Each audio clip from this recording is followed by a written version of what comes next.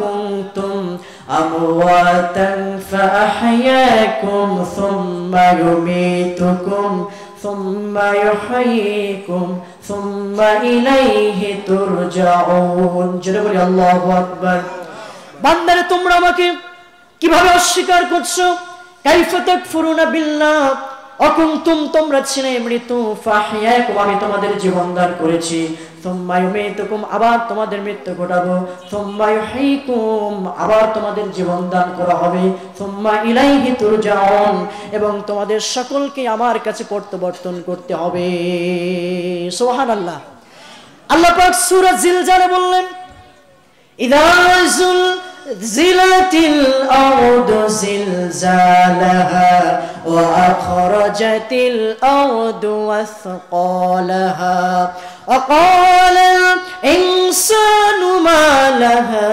يومئذ تحدث أخبارها بأن ربك أوحى لها جل الله أكبر إذا زلزلت আরদু জিলজালাহা যখন পৃথিবী তার কম্পনে প্রকম্পিত হবে ওয়া আখরাজাতিল আরদু আসকালাহা এবং পৃথিবীর নিচে অসংখ্য খনি মুদ্রাগুলি আছে স্বর্ণ আছে রূপা আছে এই সমস্ত বিষয়গুলি পৃথিবী বের করে দিবে এই দৃশ্য দেখার পরে আকালাল ইনসানু মা লাহা মানুষরা বলবে কি হলো বিআন্না রাব্বাকা ওয়াহালাহা সেদিন পৃথিবী আল্লাহ রাব্বুল আলামিন আদেশ করবেন আল্লাহর আদেশেই পৃথিবী এমন লন্ডভন্ড হয়ে যাবে জোরে বলি আল্লাহু আকবার তাহলে আমাদের কিয়ামত আছে না নাই আমরা যদি স্টুডেন্ট যারা আছেন আমরা পরীক্ষায় যাওয়ার আগে আমরা একটা প্রিপারেশন নেই কথা বলেন ঠিক কিনা জোরে বলেন আমরা এই দুনিয়ার শেষ নয় পরকালের একটা প্রিপারেশন আমাদের দরকার আছে না নাই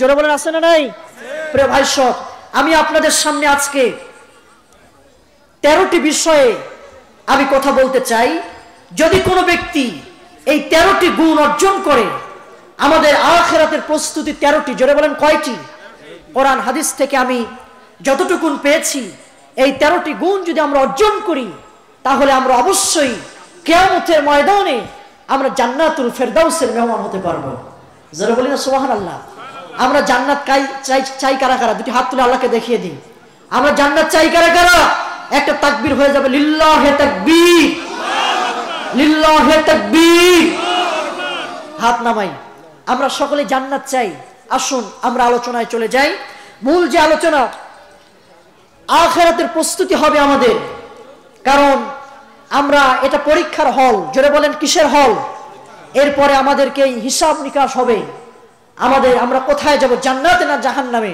প্রিয় ভাই সব তাহলে আমরা আল্লাহর জান্নাতে যেতে চাই কারণ জান্নাত একটি সুন্দর জায়গা আর জাহান্নাম হলো ইন্না জাহান্নামা কানাত মিরসাদা লিত্তাগিনা মাআবা এমন একটি নিকৃষ্ট জায়গা সেখানে মানুষ কষ্টের পর কষ্ট অনুভব করবে আমরা জাহান্নামে যেতে কেউ চাই না আমরা জান্নাতে যেতে চাই কথা বলেন ঠিক কি না তাহলে আমরা সেই জান্নাতে যেতে চাই পরকালে আমাদের প্রস্তুতি দরকার আছে না নাই তাহলে আমি আপনাদের সামনে আজকে 13টি প্রস্তুতির কথা বলবো কোন মুসলমান নরনারী যদি এই 13টি বিষয় আমরা অনুসরণ করি তাহলে অবশ্যই পরকাল আমাদের জন্য সফল সাকসেস হয়ে যাবে জোরে বলি সুবহানাল্লাহ আর মানুষের প্রকৃত সফলতা দুনিয়াতে নয় প্রকৃত সফলতা হলো দুনিয়া আখিরাত কেন্দ্রিক কথা বলেন ঠিক কিনা আখিরাতে মানুষের সফলতা নাম্বার 1 এক নম্বর হলো আমরা আল্লাহর প্রতি আমরা ঈমান আনবো জোরে বলেন কি আনবো আর জোরে বলেন না কি আনবো ভাই একটু আওয়াজটা একটু বাড়ায় দেন যাতে আমার কষ্ট না হয় আমরা এক নম্বর বিষয় হলো আমরা ঈমান আনবো কার প্রতি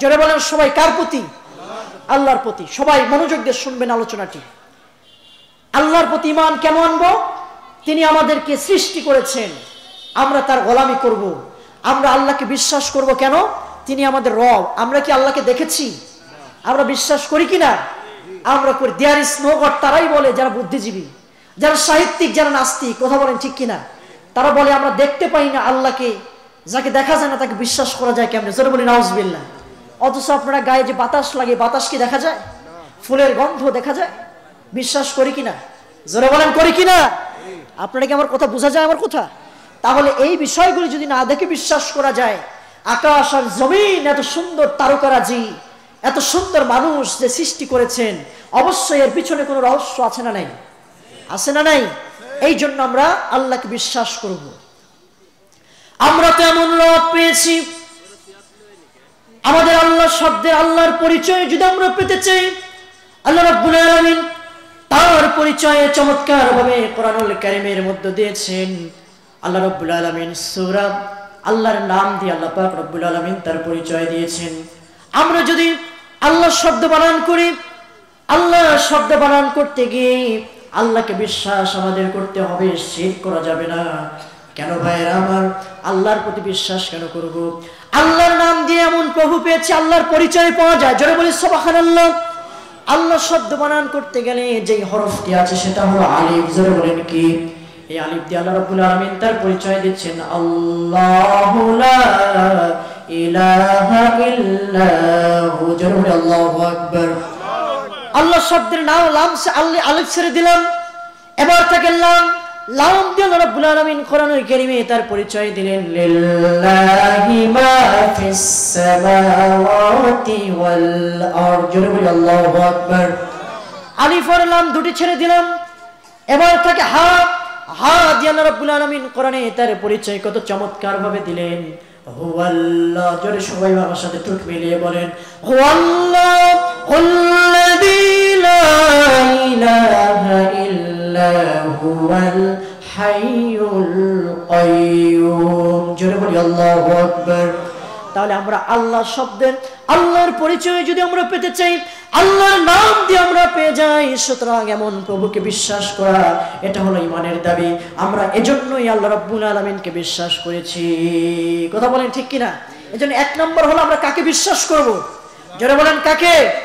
আল্লাহকে বিশ্বাস করতে হবে। প্রিয় ভাই সব, এই আল্লাহকে যারা বিশ্বাস করেছিল তৎকালীন জামানায় আমরা দেখেছি তাদেরকে নির্মমভাবে অত্যাচার করা হয়েছিল, স্টিম রোলার চালানো হয়েছিল।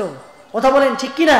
কিন্তু তারা কি দ্বীনের পথ থেকে, কোরআনের পথ থেকে তারা কি সরে গিয়েছে? জনগণ সরে গিয়েছে? আমরা আজকে বলতে চাই, আমরা আল্লাহকে রব বলে স্বীকার করেছি, নবীকে নেতা বলে স্বীকার করেছি। এই আল্লাহকে রব বলে তার গোলামি করতে চাই, শুধু মসজিদ আর মাদ্রাসায় নয়, আমরা আন্তর্জাতিক সংসদ ভবন পর্যন্ত ওয়ারাব্বাকা ফাকাব্বি আল্লাহকে বিশ্বাস করেছি। এই আল্লাহর নামের তাকবীর দিয়ে আমরা বাংলা জমিনকে মুখরিত করতে চাই। আওয়াজ দিয়ে বলেন ঠিক কিনা?